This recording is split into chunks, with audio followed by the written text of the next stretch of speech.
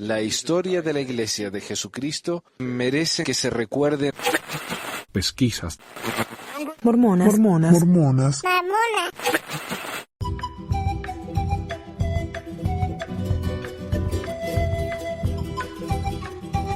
Hola a todos, bienvenidos a otra edición de Pesquisas Mormonas. Les habla Manuel, su pesquisador habitual. Hoy tengo para ustedes una especie de libro de audio. Este es un discurso dado por el ex director del SEI, el señor Reed C. Durham, el doctor Durham, a la Asociación de Historia Mormona. En este discurso el señor Durham habla acerca de las conexiones del mormonismo con la masonería, en realidad la influencia de la masonería en el mormonismo, y del uso de José Smith de ciertos materiales mágicos, talismanes, en su vida, ¿no? Y cómo le ha ayudado. Cuando el señor Durham dio este discurso, él siempre en realidad fue un mormón fiel. No sé si un apologista, pero él trataba de explicar los elementos problemáticos de la historia mormona con la doctrina. Él realmente, por lo que entendemos y por lo que han dicho varios testigos, él realmente quería saber y quería entender qué era la verdad de la iglesia, ¿no? Y él no se achicaba ante estos problemas. Ahora, como digo, este discurso fue dado en la Asociación de Historia Mormona en Nauvoo, Illinois, el 20 de abril de 1974, y esto fue el discurso que se llama el discurso presidencial. Acerca de la ceremonia del templo, Durham indicó famosamente que no hay absolutamente ninguna duda en mi mente que la ceremonia de mormona, que llegó a ser conocida como la investidura, fue introducida por José Smith después de haber sido iniciado como masón. De hecho, solo un poco más de un mes después de que se convirtió en masón. Durham dijo que estaba tratando de plantear preguntas y hacer un llamamiento a la comunidad histórica de aclarar la relación de José Smith entre la magia popular y la masonería, en lugar de enterrar sus cabezas en la arena como se hace de manera tradicional. La reacción a esto fue explosiva y dejó a los asistentes con mucha tensión después de haber escuchado esto. Fue la única vez que vio a Leonard Arrington, historiador de la iglesia, fue la única vez que lo vio enojado. Había trabajado durante años para abrir los archivos de la iglesia y ahora temía que estarían cerrados para siempre después de este discurso. Al día siguiente, el centro de visitantes de Nauvoo eliminó una pantalla con la imagen del templo de Nauvoo, el cual Durham había mostrado en sus diapositivas para mostrar los símbolos masónicos. O sea, lo sacaron porque tenía miedo que la gente iba a venir y hacer preguntas que no debían. El discurso parecía apoyar a los críticos que querían desacreditar al mormonismo. Los líderes de Durham estaban molestos y se rumorea que había sido sancionado. Durham negó que su membresía de la iglesia fue amenazada e incluso se le ofreció una promoción en el SEI, Centro de Enseñanza de la Iglesia, ¿no? Donde continuó su carrera. La iglesia simplemente le pidió que no hablara más de ese tema y no divulgar su información, y después de eso la iglesia declinó a comentar. Su presentación no fue publicada y él dejó de participar en la Asociación Histórica Mormona. Después de que amigos y colegas criticaron sus conclusiones y cuestionaron su fe, Durham hizo circular una carta a todos los participantes. Él declaró que había sido mal interpretado al no incorporar su fe en el discurso. Reafirmó su creencia en José Smith, en las ceremonias del templo y en la revelación divina. Y muchos vieron esto como una disculpa. Y otros dijeron que, bueno, lo que pasa es que la investigación que hizo fue muy limitada y muy mal hecha. Pero el discurso de Durham se hizo famoso y lo convirtió en una especie de figura central en la iglesia mormona. Todavía es citado por los críticos de los ritos del templo mormón, a pesar de que su colega Gilbert W. Schwartz cree que las declaraciones de Durham han sido exageradas. Mientras que Durham no publicó su presentación, transcripciones no autorizadas fueron hechas y distribuidas por medio de algo llamado el subterráneo de discursos presidenciales, a pesar de que las notas y las citas de Durham estaban ausentes. Durante la década de 1980, Durham dijo haber deseado que pudiera haber presentado el material de alguna manera diferente, señalando que la evidencia del talismán de Júpiter en realidad era muy débil. Matthew B. Brown afirmó que Durkheim había abandonado las afirmaciones de su discurso. Pero la presentación que dio tenía su investigación, y gente como el historiador Michael Quinn usó este discurso para sostener que el mormonismo temprano fue fuertemente influenciado por la magia popular. N. Ships cree que el discurso inspiró a Mark Hoffman al crear la Carta Salamandra, un documento falso que parecía apoyar el trabajo de Durkheim, de Quinn y de la vinculación de las experiencias religiosas de José Smith con la magia. Los apologistas actuales niegan que José Smith haya tenido un talismán. El señor Durkheim dice que él tiene afirmaciones de la familia Smith de que este talismán había sido de José Smith. Entonces, quién sabe, ¿no? Para mí esto es fascinante porque las conexiones que el señor Durkheim hace entre la masonería, el talismán y la historia de Enoch y el mormonismo son demasiado similares. Y es difícil no verle alguna conexión real, ¿verdad? Pero si no concuerda con esto, por lo menos lo presento como una curiosidad histórica y como un tema que fue muy controversial por muchos años en la historia mormona.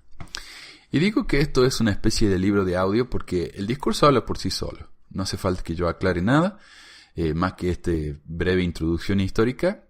También al mismo tiempo que estoy publicando este podcast, voy a publicar un video con una especie de PowerPoint en el que voy a ir agregando las citas y referencias y puntos principales de la presentación para que sea más fácil seguirla, ¿verdad? Como digo, no voy a hacer comentarios, así que tal vez esa sea una manera más fácil de seguir lo que el señor Durkheim está diciendo.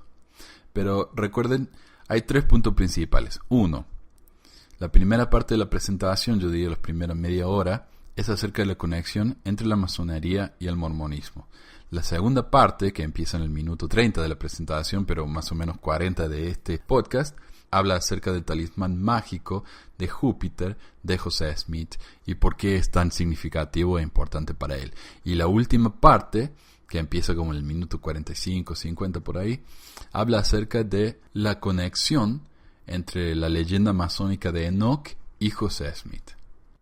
Así que sin más, aquí está. No hay ayuda para el hijo de la viuda, del Dr. Reed C. Durkheim.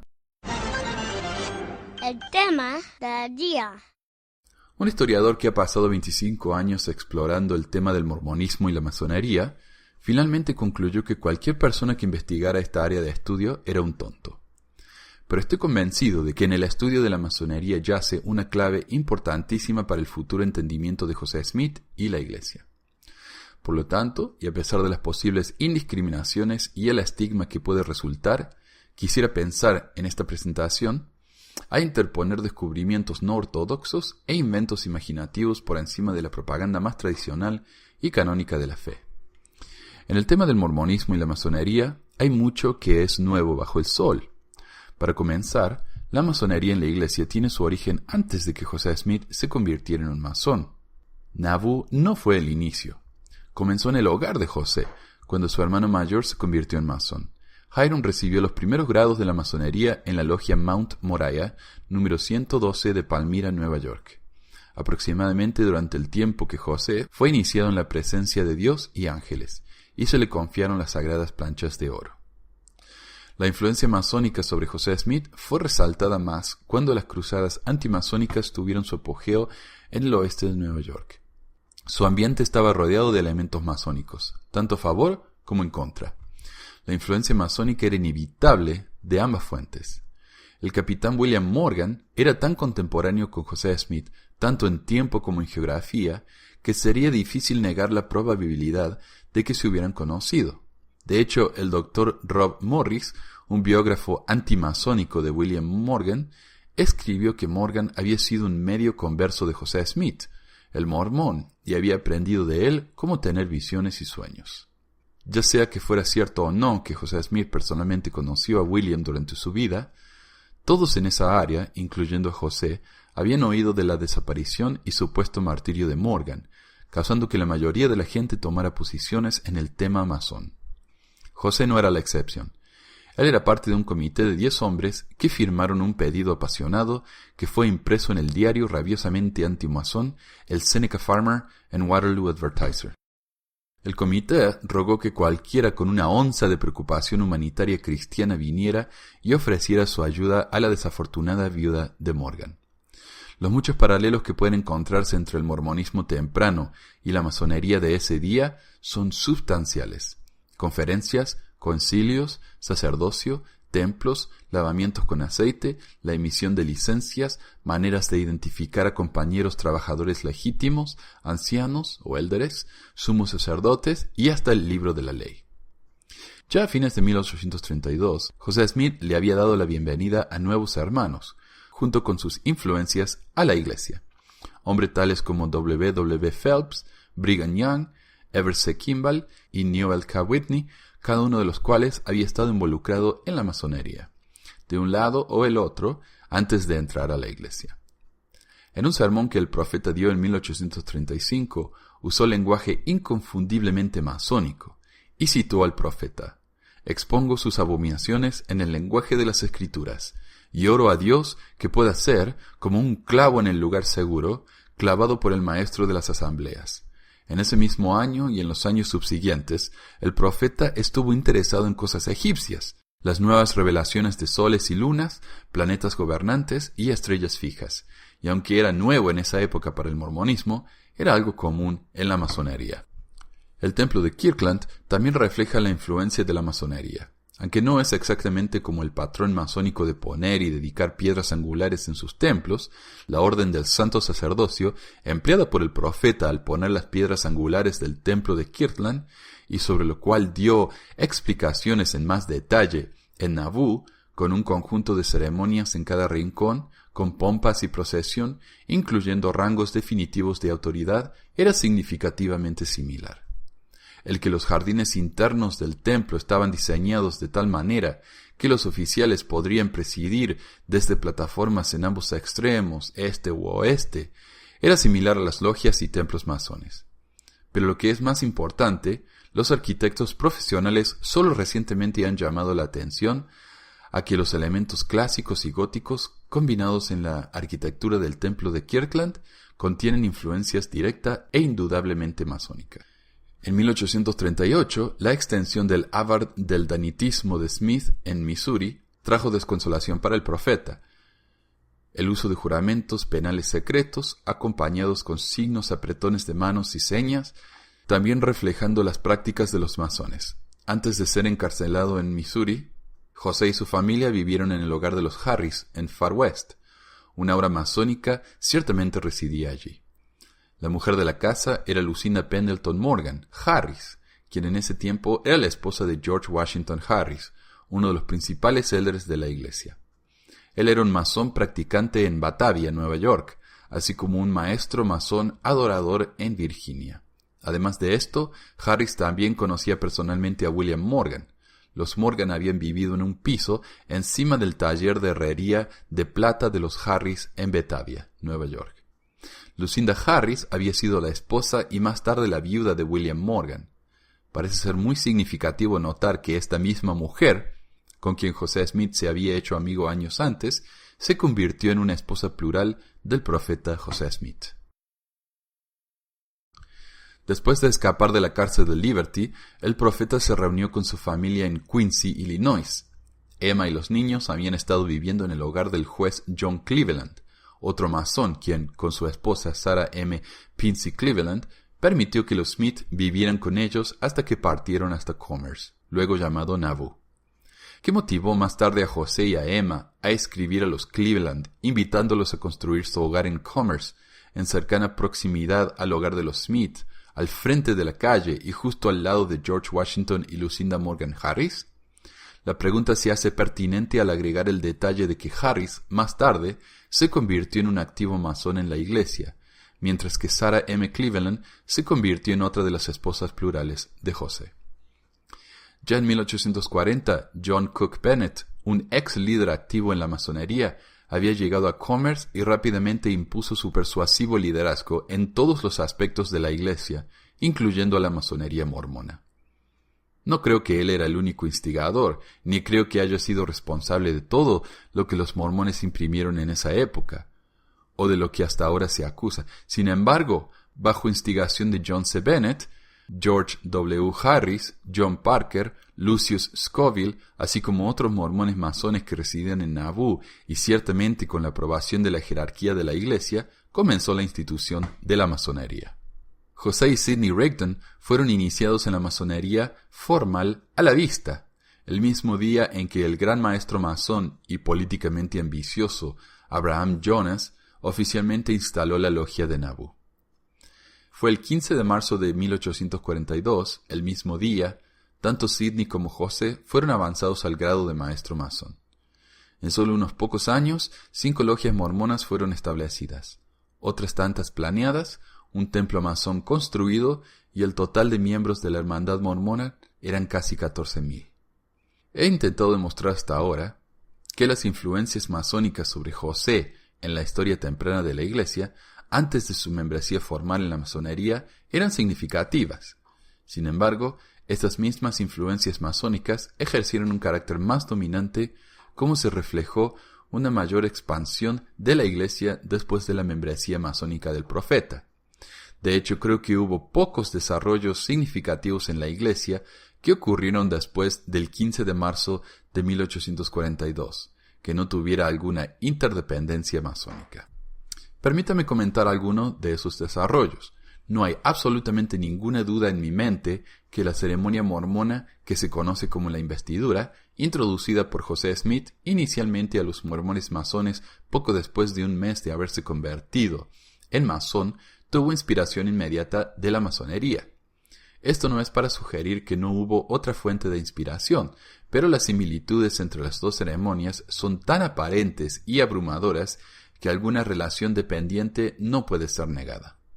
De hecho, son tan similares que un escritor llamó a la investidura la masonería celestial. Es también obvio que la arquitectura del templo de Nauvoo era, en parte al menos, influenciada por la masonería. Pareciera que hubo un intento deliberado de utilizar los símbolos y motivos masónicos. Las piedras del sol y las piedras de la luna y de las estrellas son ejemplos. Un ejemplo adicional es el ángel usado en la veleta encima del templo. Quisiera mostrar una diapositiva o dos aquí, si puedo encender esto. William Weeks, el arquitecto del templo de Nauvoo, tiene muchos dibujos en la oficina del historiador de la iglesia. Este es uno de los dibujos preliminares del templo de Nauvoo. Notarán que tiene la hermosa imagen del frente entero del templo, del ojo que todo lo ve, e iba a tener un hermoso ángel parado encima del templo. Más tarde, otro diseño, otra vez de William Weeks, modificó el ojo que todo lo ve, redujo el ángel en el techo del templo y otra vez, en otro plano, incluyó el pequeño ángel en la cima, no la enorme señora que tenía antes, y este se parece más a cómo el templo de Nauvoo se veía.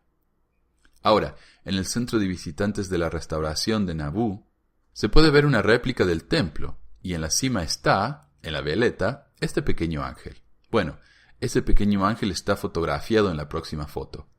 Allí está el ángel, la hermosa trompeta, el libro de Mormón está en la otra mano, y, si no lo pueden ver, lo que parecen cruces en la columna de la veleta. ¿Ven esas cruces allí? Las aumentamos en tamaño. No es una foto muy clara, para mostrarles que es un hermoso compás y una escuadra, en la típica manera masónica. Ahora, me pregunto dónde en el mundo consiguieron, en la réplica del templo en el centro de visitantes, el compás y la escuadra, los símbolos masónicos. De hecho, son probablemente los símbolos más universales que se conocen en la masonería. ¿De dónde sacaron eso? En la oficina del historiador en Salt Lake City encontramos los dibujos de William Weeks, quien claramente empleó los símbolos masónicos en ese ángel. Esos símbolos fueron quitados cuando el centro de visitantes abrió la próxima mañana. Nota del transcriptor. En los diarios de Thomas Bullock, Mosiah Hancock y en muchos de los retratos que se pintaron del templo, este ángel existe, con una hermosa descripción del ángel, incluyendo el libro de Mormón, la trompeta y las ropas y la bata del templo que se lleva. No hay duda de que eso era intencionalmente un símbolo masónico encima del templo de Nauvoo. Otro desarrollo en la iglesia en Nauvoo, la cual no ha sido considerado ser tan obviamente inspirado por la masonería, fue el establecimiento de la Sociedad de Socorro Femenina. Esta organización era el intento deliberado del profeta de expandir la masonería para incluir a las mujeres de la iglesia. El que la Sociedad de Socorro fuera organizada en el cuarto de la logia masónica y solo un día después de que los hombres recibieron la masonería no fue casualidad. Como evidencia de esto, el hermano Oliver Olney escribió en un estilo de verso muy pobre, en 1842, que José Smith dijo que hay ciertos grados del sexo débil de la tierra. Ellos pronto se reunieron en unión, formaron una logia, pero cambiaron el nombre para poder distinguirse de la logia de los hombres. Él después describió las auxiliarías masónicas de las hermanas y los grados en su liturgia.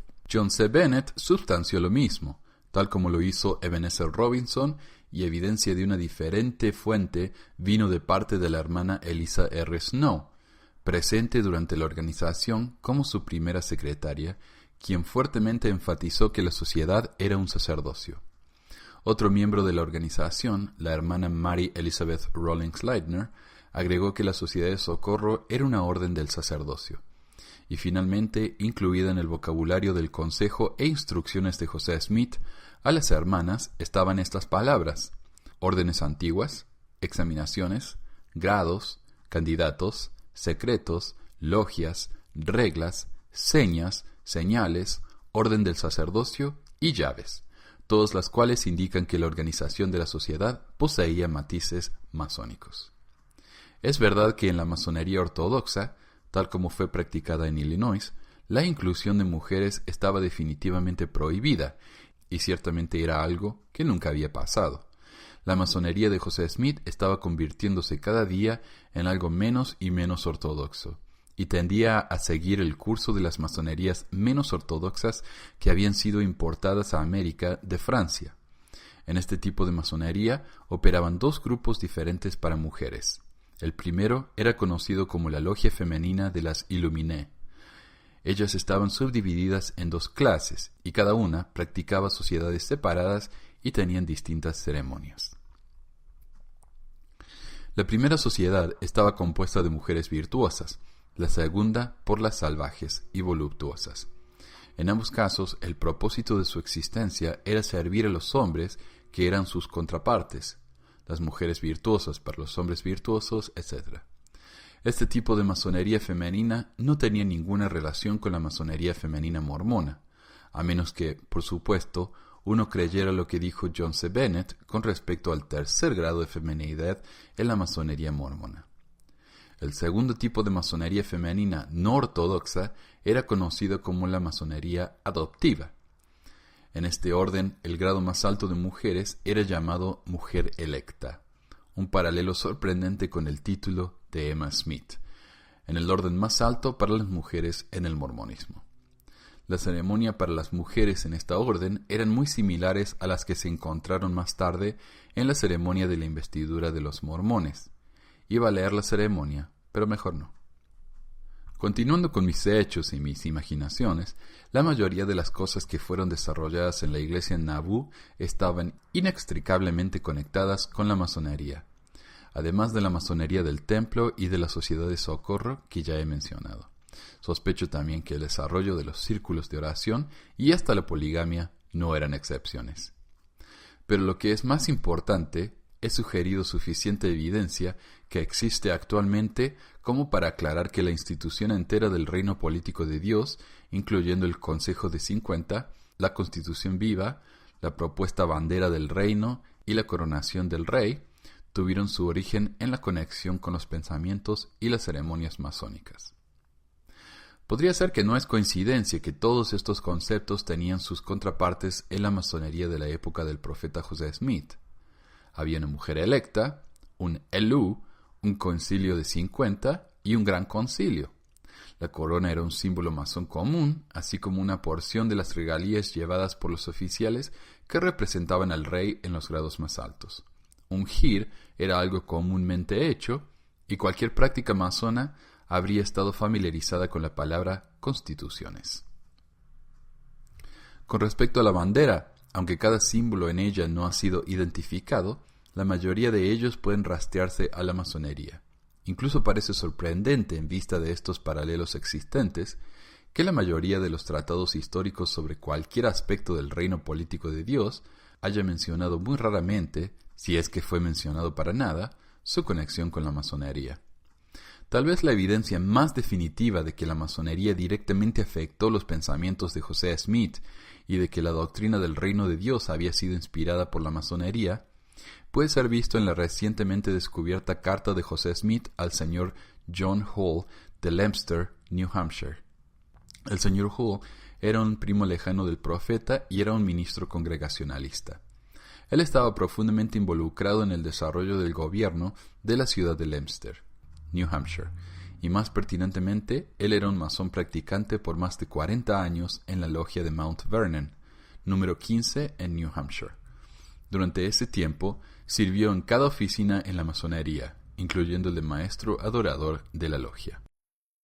Si se prueba que la carta no fue escrita en realidad por José Smith, entonces esta carta y la firma de José Smith están escritas de tal manera que quisieron parecer ser auténticas y de su mano como fuera posible.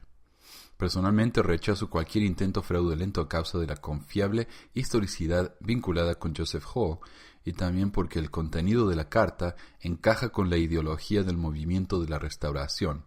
Y lo que es más, las ideas expresadas eran completamente consistentes con el desarrollo del reino de Dios durante ese tiempo. La nota al comienzo de la carta indica un poco la profundidad de las ideas presentadas en ella.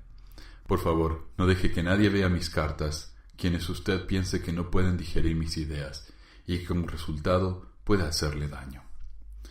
La entera carta de 2 páginas claramente demuestra que el mormonismo y la masonería estaban relacionadas y que José usó la masonería y aparentemente no tenía ningún problema en hacerlo. Queda claro en la carta que el reino de Dios era considerado masonería verdadera, el cual, cuando fuera establecido con un rey y un presidente, derrocaría toda la confusión y la maldad en la tierra y daría la bienvenida al milenio. Toda la tierra era comparada simbólicamente con una gran logia masónica, la contraparte de la cual era la gran logia en las regiones de glorias eternas, una idea que da validez al pensamiento masón. La carta no puede ser completamente entendida hasta que uno entiende que la típica logia masónica es comúnmente un cuarto rectangular con un altar en el centro. En el frente, generalmente en el extremo este del cuarto, está la plataforma sobre la cual el maestro adorador se sienta y preside. En el extremo oeste está el primer vigilante y en el sur está el segundo vigilante. A medida que leemos la carta de José Smith, por favor obsérvese cómo el profeta superimpone sionismo americano sobre su nueva marca de masonería perfecta y mundial. Y cito: «Ha llegado el tiempo cuando el maestro adorador estaba en Asia, en el este, el primer vigilante en Europa, en el oeste, y el segundo vigilante en África, en el sur». Ahora, ¿cómo serán las cosas después de los nuevos cambios? Todavía debemos mirar hacia Asia para encontrar al maestro adorador. Y ahora hay un lugar en América del Norte, exactamente hacia el oeste, donde estaba el templo de Salomón. Un punto aquí: si fuera a dibujar una línea exactamente hacia el oeste, desde donde el monte Moriah en Jerusalén está, y voy hacia el oeste en Nauvoo, Illinois, estaríamos fuera por solo 10 grados longitudinales. Entonces el profeta escribe: exactamente hacia el oeste de donde el templo del rey Salomón se encontraba, hay un punto en Norteamérica. Será elección de nuestro maestro adorador, pero él solo no puede gobernar la logia en medio de toda la conmoción. Bueno, ¿cómo saldremos de esta situación? Bueno, debemos esperar con paciencia hasta que en Sudamérica haya elegido un primer vigilante. Ese sería en el sur, el segundo vigilante. Cuando la logia descrita arriba es debidamente formada y comienza a trabajar, debemos esperar tener paz en la tierra y buena voluntad hacia todos los hombres, y sin duda el león yacerá con el cordero, y el niño de pecho jugará con la serpiente sin ser mordido. Y la postdata al final de la carta: este es mi estudio actual de la masonería en este mundo. Hay 2 conceptos que necesito reiterar en este punto. Primero, dije que José Smith no tenía ningún problema usando la masonería. Esta carta, creo, es evidencia de ello. Un historiador ha descrito el uso de la masonería en el principio prestado que José Smith usó.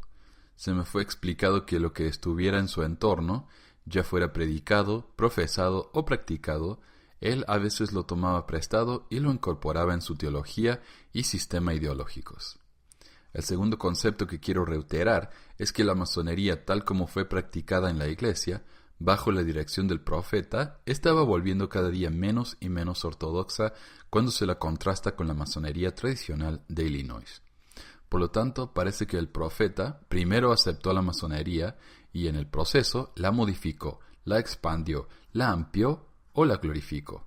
Sus alteraciones fueron hechas por la autoridad de la revelación constante recibida por él, o por los caprichos y la inteligencia de un genio egocéntrico, o a pedido de las fuertes personalidades que lo rodeaban, dándole consejo, dependiendo de cómo uno vea a José Smith.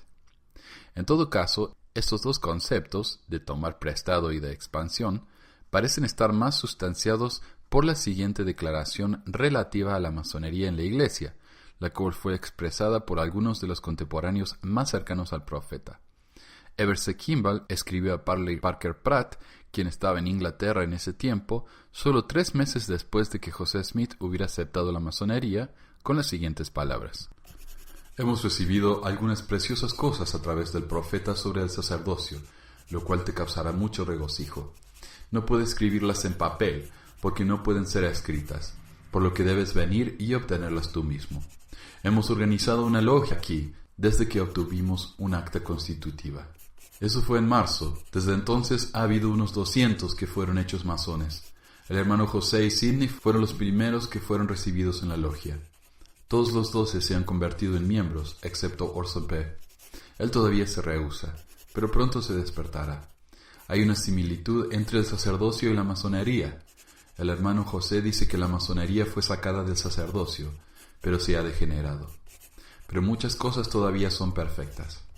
Creo que resultará en algo bueno. El Señor está con nosotros y hemos prosperado.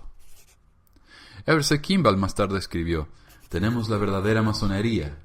La masonería de hoy es recibida de la apostasía que tomó lugar en los días de Salomón y David. Ellos tienen ahora y entonces una cosa que es correcta, pero nosotros tenemos la cosa verdadera. Joseph Fielding, un converso y un misionero de Inglaterra, escribió en su diario, muchos se han unido a la institución masónica. Esto parece haber sido un escalón para prepararse para algo más, el verdadero origen de la masonería. Yo he visto esto y me he regocijado. Ha habido mucha luz echada sobre los santos últimamente, y un gran espíritu de escuchar. Tengo suficiente evidencia de que José no ha caído. Lo he visto después de dar, como él dijo anteriormente, el origen de la masonería, el reino de Dios en la tierra, y yo mismo soy un miembro de ella.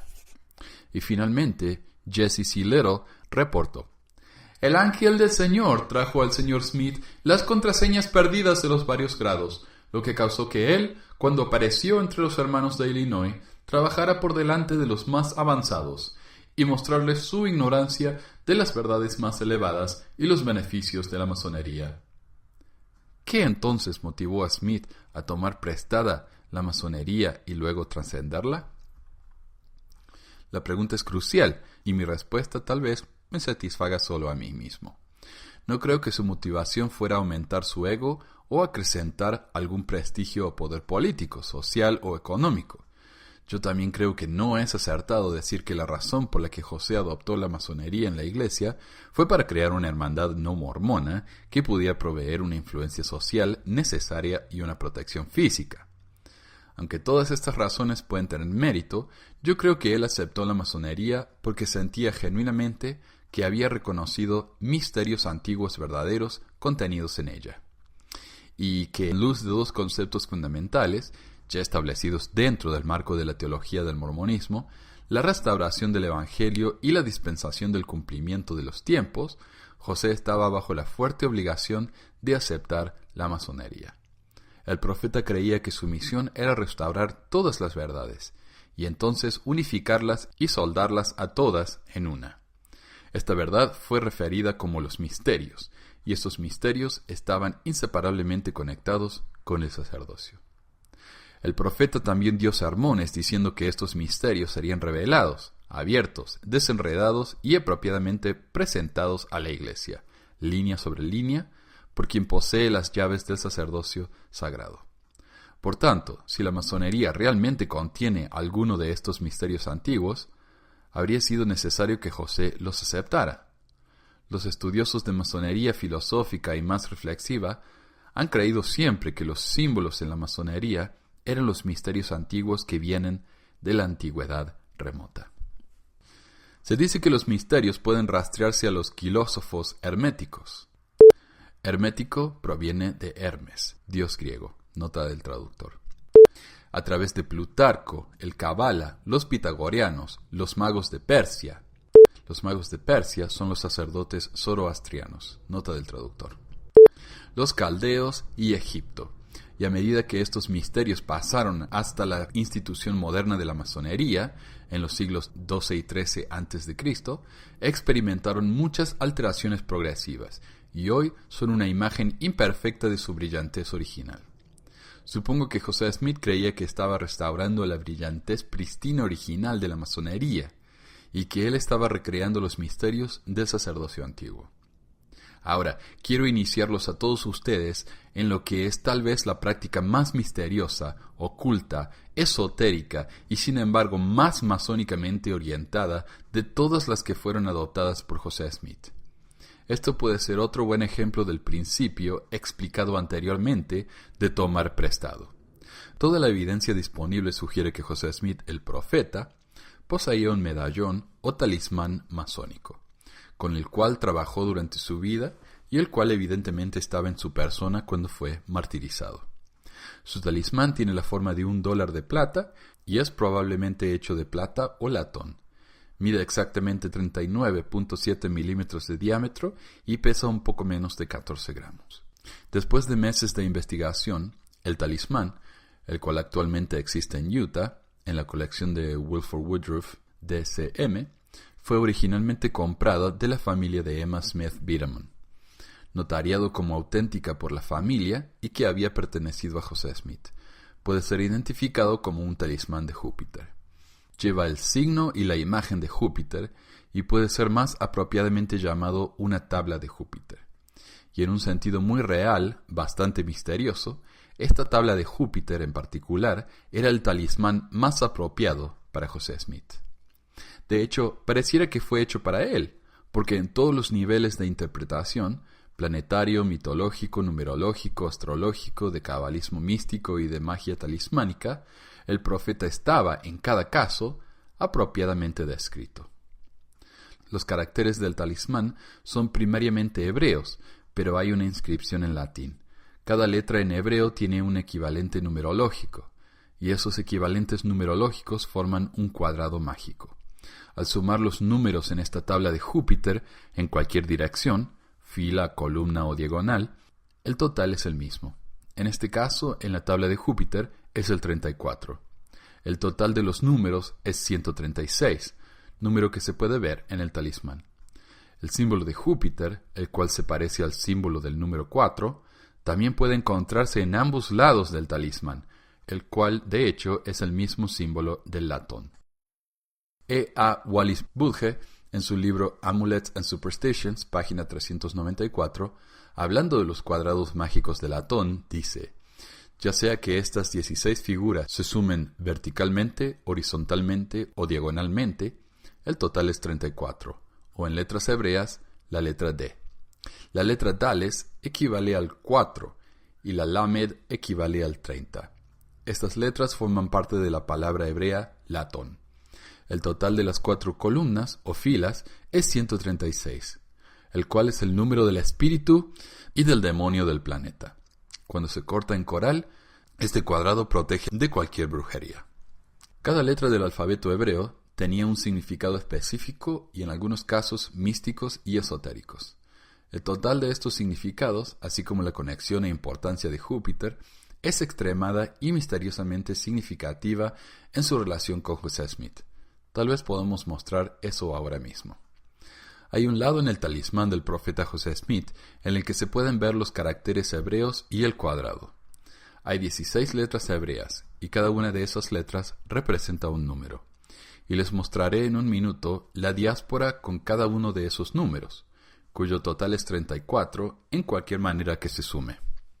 Ahora, ven en los márgenes, debajo está el símbolo de Júpiter, y en el otro lado, a la derecha, está la palabra hebrea que significa Ababa, lo cual significa Padre. En la parte superior pueden ver otra palabra hebrea que significa El Bo, lo cual se traduce como Dios el Padre o El Padre es Dios. Y en el otro lado, en el margen, pueden ver la palabra hebrea Josifiel, lo cual significa Jehová es el vocero de Dios o Jehová es la boca. Ahora, mostremos el otro lado del talismán y podrán ver lo siguiente. Es un latín muy pobre, pero probablemente significa, tal vez, confirma, oh Dios, quien tiene todo el poder, o Dios Todopoderoso, confírmame, o sosténme, o apóyame. No es gramaticalmente correcto, pero esta es la expresión en el medallón o talismán. La cruz en la parte superior representa el espíritu de Júpiter, y tal vez el camino de Júpiter en la órbita de los cielos, así como el signo de Júpiter otra vez.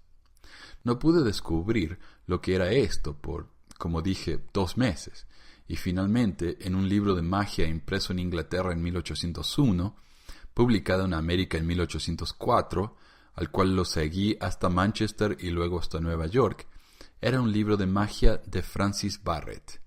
Y he aquí qué emocionado estaba cuando vi en esta lista de sellos mágicos al mismo talismán que José tenía en su posesión durante el tiempo de su martirio.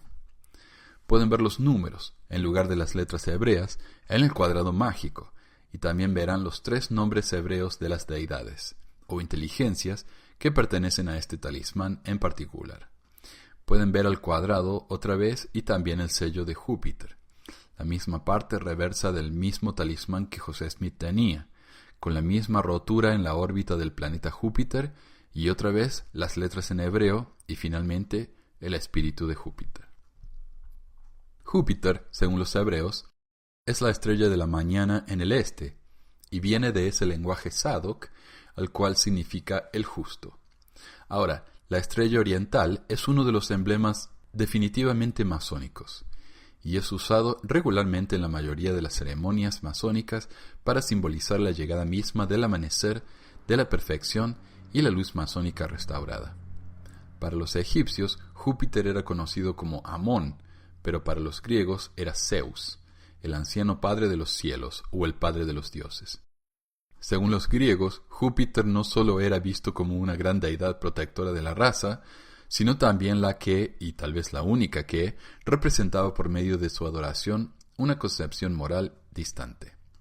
También está específicamente preocupado con juramentos, tratados y ligas, y fue en la presencia de sus sacerdotes que el más antiguo y sagrado de sus matrimonios se dio al lugar, es decir, el matrimonio por el tiempo y la eternidad.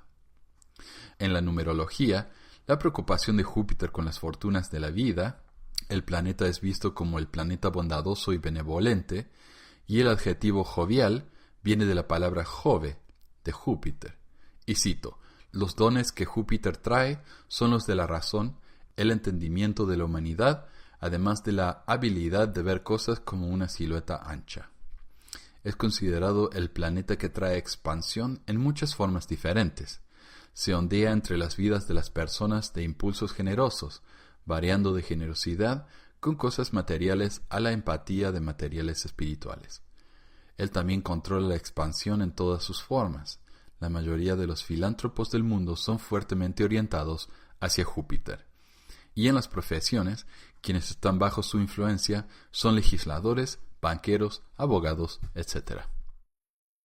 En la astrología, Júpiter siempre está asociado con posiciones altas, obteniendo el camino personal y todas formas de estatus. Y cito, típicamente una persona nacida bajo Júpiter tendrá la dignidad de un líder natural. Él sabe lo que se le debe y espera recibir el respectivo honor. Probablemente tendrá una forma de ser impresionante y en consecuencia es probable que sea electo a posiciones oficiales en clubs y otras organizaciones. En apariencia física, el altamente desarrollado jupiteriano es fuerte, amigable y frecuentemente guapo. Los jupiterianos son frecuentemente altos o de físico robusto. En todos los casos, la influencia de Júpiter produce una personalidad gozosa y ganadora, capaz de gran desarrollo. La astrología también declara que cada año es gobernado por uno de los planetas, y por lo tanto el planeta dirige los asuntos de los hombres de buena o mala voluntad durante ese año. El planeta de José Smith era Júpiter, y 2 años significativos fueron gobernados por Júpiter, 1805 y 1844. El día de la semana gobernado por Júpiter es el jueves, y yo no sé, tal vez solo sea coincidencia, pero las reuniones de testimonio en la iglesia se hicieron los jueves por los primeros 60 años, así como todas las reuniones masónicas regulares se hicieron el primer y el tercer jueves, es decir, las reuniones de la logia de Nabu. El día del martirio del profeta José Smith fue un jueves, y así con tantos otros eventos especiales en la historia de la iglesia. La magia, las estrellas y la astrología están tan cercanamente enredadas que el término astrólogo y mago eran casi sinónimos en los tiempos antiguos. El propósito de la tabla de Júpiter en la magia talismánica era poder llamar a las inteligencias celestiales, asignadas al talismán particular, para asistir a uno en todas sus tareas. Los nombres de las deidades que les damos, las cuales pueden ser invocadas por la tabla, siempre eran escritos en el talismán o representadas por varios números. 3 de esos números estaban escritos en el talismán de José Smith: Abba, Padre; el Ob, el Padre es Dios o Dios es el Padre; y Josifiel, Jehová habla por Dios, la inteligencia de Júpiter. Cuando se invocaban de manera correcta, con Júpiter como el poderoso regidor de los cielos, estas inteligencias, por el poder de magia antigua, se le garantizaba al poseedor del talismán el ganar riquezas, favores, poder, amor y paz, y se les concedería honores, dignidades y concilios. La magia talismánica también declaraba que quien fuera que usara esta tabla de Júpiter, diestramente podría obtener el poder de estimular a quien le ofreciera su amor al poseedor del talismán, ya sea un amigo, hermano, pariente o incluso alguna mujer. No se sabe actualmente si José recibió este tipo de magia por medio de la masonería. Tampoco se sabe dónde obtuvo su talismán personal, pero la tradición, la cual vino de la familia de Emma Smith Peterman, afirma que el talismán era una joya masónica de José. Es posible que haya una relación masónica porque la masonería contenía elementos de magia, incluyendo esta tabla mágica de Júpiter. Al comienzo de mi presentación, expresé un deseo de poder presentar algunos descubrimientos y rarezas no ortodoxas relacionadas con el mormonismo y la masonería, para así provocar algunos pensamientos y presentar algo nuevo. Si no he logrado hacer eso, por favor permítame hacer un intento más. Hay una famosa leyenda que el gran orador narra en forma de sermón en las ceremonias de los grados 13, 14 y 21 de la masonería, la cual tiene orígenes antiguos, la cual es sorprendentemente similar al mormonismo. Las raíces de la leyenda datan de la época de las antiguas tradiciones hebreas, pero fueron desarrolladas muy cercanamente, tal como son ahora encontradas en la masonería, a las antiguas tradiciones y mitologías cabalísticas. El refinamiento de la leyenda y su incorporación en la masonería moderna comenzó en Francia alrededor del 1740 o 1760, pero la leyenda puede encontrarse impresa en la masonería americana de 1802. Y ya para los tiempos de José Smith, muchas publicaciones habían hecho que la leyenda se diseminara y se hiciera popular. Ahora permítame contar el aspecto básico e introductorio de la leyenda, que en la preexistencia había una doctrina secreta que fue dada por la deidad, y que primero fue presentada en la gente por medio de Adán. Adán entonces debía guardar esta doctrina secreta cuidadosamente porque contenía todos los misterios. Contenía el conocimiento de Dios y el nombre que contenía era el sagrado nombre de Dios. Adán entonces confirió la sagrada doctrina a su hijo Set, quien la guardó muy cuidadosamente, y la dio a conocer a un círculo interno de creyentes y entonces fue pasada hasta que llegó a Enoc. Y Enoc es la figura principal en la leyenda. Fue con Enoc que la sorprendente similitud con José Smith y la historia mormona se hace preocupantemente clara. El detalle principal de la leyenda puede resumirse de la siguiente manera. Enoc, séptimo en la línea de patriarcas desde Adán, Tenía 25 años cuando recibió su llamamiento y su visión. Fue llevado en visión al monte llamado Moría. En visión vio una caverna en un cerro, una bóveda sagrada en las entrañas de la tierra. La cavidad simbolizaba un contenedor de tesoros sagrados, como una arca sagrada, y tenía una tapa. En la visión, Enoc percibió una plancha de oro brillante que contenía grabados y símbolos. Él reconoció la letra M en las planchas, la cual designaba el nombre del cerro. Él también vio el nombre sagrado de Dios, el cual se había perdido entre la humanidad, y la deidad le comisionó que preservara este conocimiento. Él anticipó un diluvio que vendría y que destruiría a toda la humanidad. Por lo tanto, él sintió que era su obligación preservar el misterio secreto. Puso 2 pilares dentro del cerro. A. Uno de mármol, en el que, escrito en jeroglíficos egipcios, se encontraron eventos históricos relacionados con la Torre de Babel. Y B. Uno de bronce, el cual contenía la historia de la creación y el misterio concreto. Esos registros fueron ubicados en el cerro, junto con el tesoro de las planchas de oro. Este pilar de bronce tenía una bola de metal en la parte superior, en la que había mapas y direcciones del mundo y del universo, y la cual también funcionaba como una especie de oráculo. Enoc entonces puso una tapa de piedra o losa sobre la cavidad en el cerro. Enoc predijo que después de la inundación, un descendiente israelita descubriría nuevamente el tesoro secreto enterrado. Tal como se predijo, después del diluvio, un gran rey llamado Salomón tomó el poder y deseó construir una casa sagrada para que la presencia divina la habitara. Salomón y sus constructores, los masones, mientras construían y excavaban para hacer el templo en el monte Moría, descubrieron la caverna y el tesoro sagrado. Después de intentar de obtener el tesoro 3 veces, finalmente tuvieron éxito. Esos masones se regocijaron grandemente al recibir estos misterios preservados. Pero 3 hombres malvados intervinieron y cometieron un crimen horrible. Trataron de forzar a uno de los masones fieles que habían descubierto el tesoro, Hiram Afif o Hiram, el hijo de la viuda, a que revelara el lugar secreto y los contenidos del tesoro escondido. Él no reveló lo que sabía y por lo tanto fue asesinado. Mientras lo mataban, Hiram, con sus manos levantadas al cielo, gritó: «Oh Señor mi Dios, no hay ayuda para el hijo de la viuda». Desde entonces, esta oración es el llamado masón general de ayuda. Entonces, 3 masones leales, buscando venganza, persiguieron a los 3 malvados. Uno de los 3 masones fieles tomó a uno de los archivillanos. Él estaba durmiendo con su espada o cuchillo cerca. El masón mató al villano con su propio cuchillo, cortándole la cabeza. En las ceremonias masónicas, las palabras cortar la cabeza eran usadas. También en las ceremonias masónicas, en la Francia revolucionaria, se recreaba la matanza de este villano.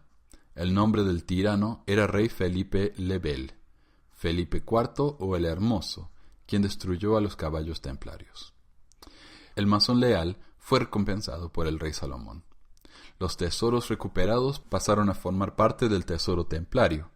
Consistía de los registros de bronce, las planchas de oro, la bola de metal, el pectoral y el Urim y el Tumim. Tal es la leyenda masónica de la doctrina secreta, o el tesoro sagrado en el monte sagrado, o el tesoro del hijo de la viuda. Los paralelos con José Smith y la historia del mormonismo son tan inconfundibles que decir que son una coincidencia sería ridículo. José Smith fue llamado Enoc, incluso por Dios. Tenía 25 años cuando trajo a luz su registro sagrado. Su registro sagrado había sido enterrado en un cerro por un hombre cuya inicial era la M. Había planchas de oro que contenían los misterios de Dios, y también estaban escritos en jeroglíficos egipcios o alguna forma de egipcio. Había planchas de bronce, las cuales contenían el relato de la creación del mundo. Había otro registro que contenía un relato de la Torre de Babel, y el cerro y la cavidad que José vio en una visión estaban cubiertos con una tapa de piedra. Los otros tesoros en la caja de piedra eran el pectoral, el Urim y Tumim, así como una bola de metal que funcionaba como guía y se llamaba Liaona. José Smith también dijo ser israelita, y él también hizo muchos intentos fútiles para obtener el tesoro cuando lo vio. José Smith tuvo 3 testigos del libro de Mormón, y el registro mismo da testimonio de un archienemigo llamado Labán, quien trató de evitar que se tuviera acceso al registro sagrado, y a quien se le cortó la cabeza con su propia espada. El profeta también construyó templos para que viviera el Espíritu de Dios. Ahora, estos paralelos, tan dramáticos como parecen ser, no representan la parte más extraña de la historia. Todos estos aspectos de la leyenda parecen haberse transformados en la historia de José Smith, tanto así que pareciera ser una especie de actuación simbólica de una tradición masónica. Pero hay un punto en este drama donde la acción va más allá de la metáfora y los símbolos se mezclan con una trágica realidad. Esto tiene que ver, por supuesto, con el sueño de Hiram Aviv en la leyenda y en el martirio de José Smith. En junio, José Smith se entregó para ser encarcelado y el 27 de junio de 1844 una turba asaltó la pequeña cárcel de Carthage. Hiram murió instantáneamente y John Taylor fue seriamente herido. José Smith, maestro masón y el hijo de la viuda, fue a la ventana y con sus manos levantadas comenzó a gritar el llamado masónico de ayuda a los hermanos masones presentes. «Oh Señor, mi Dios». No pudo completar su ruego y cayó de la ventana hacia su muerte. ¿Cómo interpreta un historiador mormón a José Smith y a la leyenda masónica de Enoch? Los paralelos exigen una respuesta. ¿José Smith fue el fruto de la profecía de Enoch? ¿Este fue un caso extremo de préstamo por parte del profeta? ¿O fuerzas misteriosas y divinas, e incluso mágicas, se le apegaron, ya sea antes o después de su membresía masónica? La evidencia demanda comentarios. He intentado indicar que, con respecto al mormonismo y a la masonería, todavía hay mucho que es nuevo bajo el sol. No creo que la historia de Nabú pueda contarse adecuadamente sin una investigación de la masonería. Hay muchas preguntas que todavía necesitan ser respondidas. Honestamente, espero haber provocado algunas preguntas. Tal vez haya respondido a algunas. Pero si nosotros, como historiadores mormones, respondemos a estas preguntas y a otros sin fin de preguntas similares, como los avestruces, enterrando nuestras cabezas en la arena, entonces pregunto, ¿alguna vez habrá alguna ayuda para el hijo de la viuda?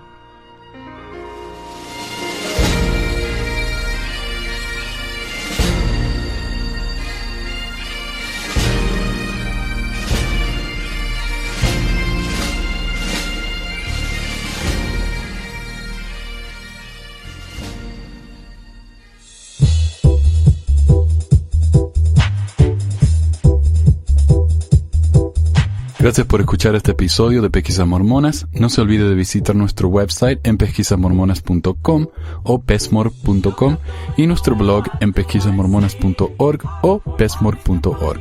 También tenemos un grupo en Facebook donde la discusión siempre es animada y si tiene alguna pregunta, comentario, queja o hate mail pueden enviarlo a manuel@pesquisasmormonas.com.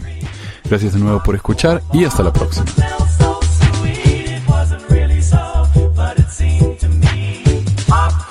La música al comienzo del podcast es la canción de la primaria Historias del Libro de Mormón por Clive Romney. La canción previa a esta es Lo ora el profeta por Lex de Acevedo y esta es la versión de la banda Rooster del himno de la primaria Palomitas de Maíz.